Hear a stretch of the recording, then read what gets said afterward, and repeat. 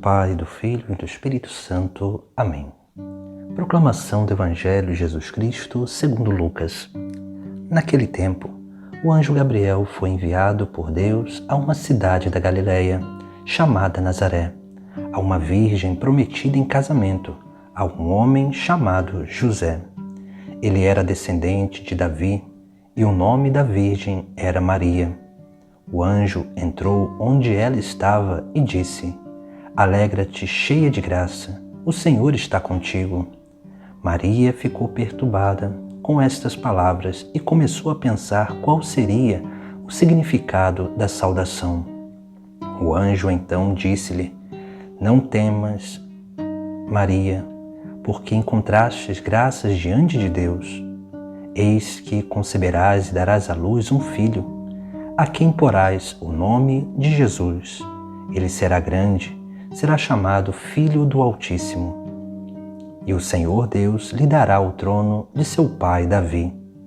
Ele reinará para sempre sobre os descendentes de Jacó, e o seu reino não terá fim.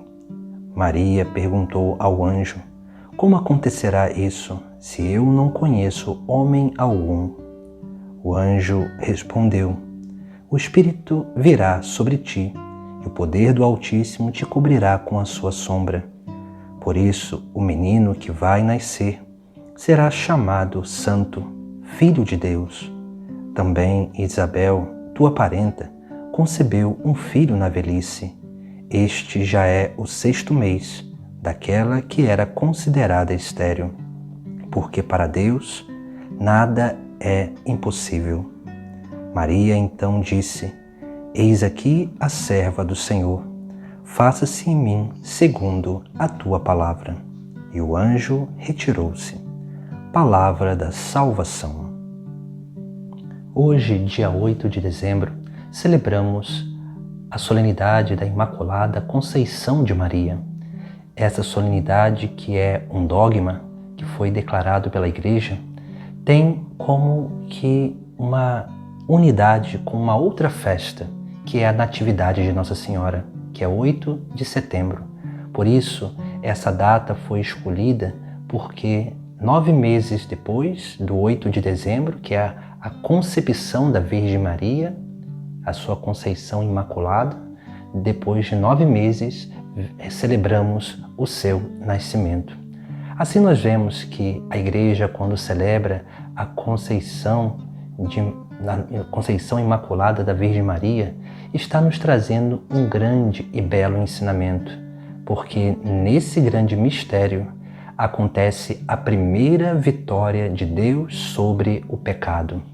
Essa primeira vitória que vem através de uma redenção particular, porque Jesus Cristo, que veio a essa terra para redimir a humanidade, inclusive a Virgem Maria, Jesus Cristo vem para realizar o seu sacrifício na cruz, essa obra de redenção da humanidade.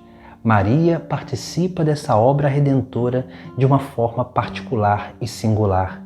Maria é preservada, ela participa da redenção de Cristo de uma forma preservativa e toda a humanidade de uma forma liberativa, onde todos nós somos libertados do pecado original pelo sacrifício de Cristo. Por isso que essa solenidade ela é importante, porque dá um ponto de início a essa obra de redenção de Deus, essa obra de restauração da humanidade, essa obra de reordenamento, de reharmonização do ser humano, que é sim purificá-lo de todo o pecado, para que possa alcançar a plenitude do seu ser. Por isso, quando celebramos a Imaculada Conceição de Maria, também nós temos uma via para que possamos, através da nossa liberdade, colaborar com a graça divina, essa graça que em nós vem para nos restaurar. Por isso que o Evangelho de hoje nos mostra 2 coisas essenciais para a nossa vida. A primeira coisa que nós vemos é que Maria dialoga com o anjo. Se nós refletirmos sobre a primeira leitura que fala do livro do Gênesis, a entrada do pecado no mundo, nós vamos ver que o pecado entra através de uma mulher e de um anjo, e através de um diálogo entre essas duas pessoas. A graça divina entra no mundo através também de um diálogo entre Maria e o anjo Gabriel. Assim nós vemos como que esse paralelo é importante, porque da mesma forma que o pecado entra, que o erro entra, é a mesma forma que Deus quer restaurar a humanidade pela sua graça que vem a esse mundo através da Virgem Maria. Esse é o primeiro ensinamento, o diálogo. Diálogo significa oração, porque a nossa vida de oração é uma vida de diálogo com Deus. Essa é a primeira coisa, para que nós possamos realmente permitir com que a graça divina entre dentro de nós e possa transbordar da nossa vida para a vida do mundo. Esse é o grande mistério que acontece na vida de Maria. Maria, como nós vemos no próprio Evangelho de hoje, quando o anjo entra naquele lugar onde Maria está, ele vai dizer: alegra-te, cheia de graça. Isso significa que Maria está plena de graça. Aquela que está plena de graça, não há lugar para o mal entrar. Não há lugar para a desordem estar. Por isso que aqui nós vemos já essa realidade da Imaculada Conceição, porque Maria tem uma plenitude de graça, aquilo que realmente está vinculado à justiça original. Por isso, e quando o Espírito Santo vem sobre Maria, assim como o anjo havia dito, o Espírito Santo como que derrama sobre ela como se fosse uma única gota de um transbordamento da graça divina, para que aquela que já era plena pudesse transbordar. Por isso que em Maria existe uma graça especial também, que se chama essa graça transbordante, que como Maria fosse uma fonte que jorra para a eternidade. Por isso também que nossa vida deve ser assim, uma vida de oração, uma vida de diálogo com Deus, para não dialogarmos com o pecado, com as tentações, com o mundo ou com qualquer outra coisa.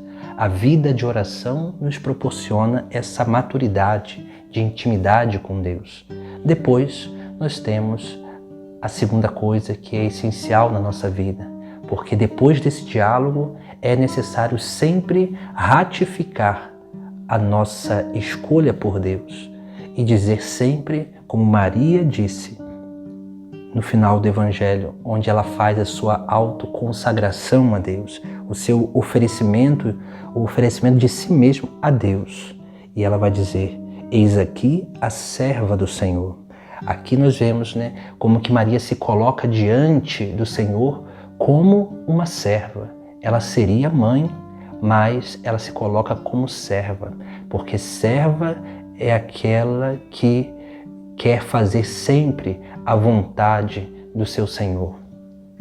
E depois, faça-se em mim segundo a tua palavra, para que se faça nela segundo a vontade de Deus, que realizaria todas as coisas para que pudesse Cristo vir ao mundo, para que Cristo realizasse essa obra redentora. Por isso que a solenidade de hoje marca esse princípio da vitória de Deus sobre o pecado, essa vitória de Deus sobre o maligno. Mas para que isso aconteça, nós precisamos verdadeiramente colaborar com essa graça divina, através do diálogo, da vida de oração e através dessa consagração de si mesmo a Deus, para que a todo dia nós possamos confirmar e ratificar ou retificar a nossa consagração a Deus, que não é fácil, porque nós temos as nossas limitações, os nossos pecados, mas se todos os dias nós fizermos essa consagração a Deus, ratificando e retificando a nossa intenção para estar com Deus, Deus vai realizando a sua obra na nossa vida. E nós vamos todos os dias dando abertura para que Deus possa realizar essa vitória sobre o pecado na nossa vida e através da nossa vida.